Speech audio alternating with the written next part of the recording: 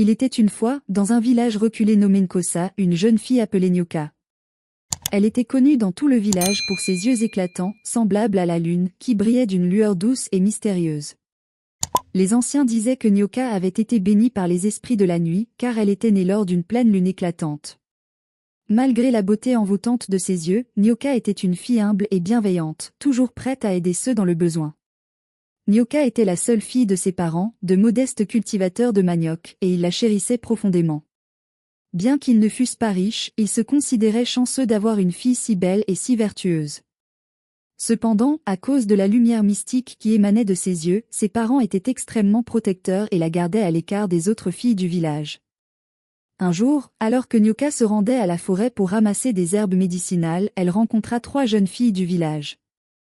Ces filles faisaient partie de l'association des jeunes filles Nkosa, un groupe réputé pour ses danses et ses chansons lors des grandes fêtes. Elles étaient impressionnées par la beauté de Nyoka, mais une jalousie insidieuse naquit en elles en voyant ses yeux de lune. Les 3 filles invitèrent Nyoka à se joindre à elles pour une grande fête qui devait avoir lieu à Nguma, un village voisin. Nyoka, qui n'avait jamais assisté à une telle fête à cause des restrictions de ses parents, hésita d'abord. Elle expliqua gentiment qu'elle ne pouvait pas venir car ses parents lui avaient donné beaucoup de tâches à accomplir ce jour-là.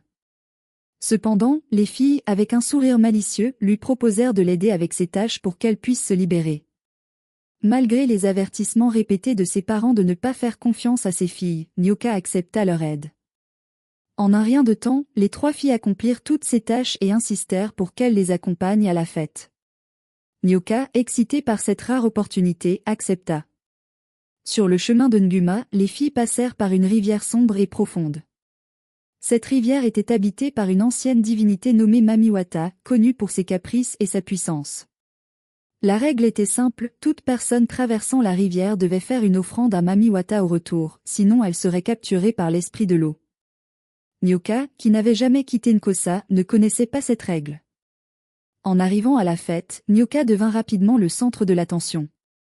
Les gens étaient fascinés par ses yeux de lune et elle fut élue la plus belle fille de la fête. Les 3 filles, rongées par la jalousie, décidèrent de se venger. Elles gardèrent une partie de la nourriture du festin pour elles-mêmes, sachant qu'elles auraient besoin de faire une offrande au retour. Mais elles ne dirent rien à Nyoka. Après la fête, en chemin vers Nkosa, elles atteignirent à nouveau la rivière. Les filles firent leurs offrandes en secret, mais quand Nyoka demanda pourquoi elles s'arrêtaient, elles rirent et dirent « Rien, juste une petite prière pour un retour en sécurité ». Quand Nyoka traversa la rivière, Mamiwata apparut, exigeant son offrande. Nyoka, désemparée, n'avait rien à offrir. La divinité la fixa de ses yeux perçants, semblables à ceux de Nyoka, et dit « Toi qui as les yeux de la lune, tu ne respectes pas les règles des esprits ? Tu dois payer le prix. » En un instant, Mamiwata la tira sous l'eau, et elle disparut dans les profondeurs de la rivière. Les 3 filles, croyant s'être débarrassées de Nyoka, rentrèrent au village avec un sentiment de victoire. Mais les esprits ne tolèrent pas l'injustice. La lune, témoin silencieuse de ce qui s'était passé, veilla sur Nyoka. À minuit, la rivière s'illumina d'une lumière argentée et Nyoka réapparut, mais transformée en une belle créature aquatique, avec des écailles d'argent scintillantes et ses yeux de lune encore plus brillants. Elle devint la protectrice de la rivière, veillant sur les voyageurs et punissant ceux qui tentaient de tromper les esprits. Les 3 filles, en apprenant cela, furent terrifiées. Elles quittèrent le village, poursuivies par des cauchemars de Nyoka et de Mamiwata.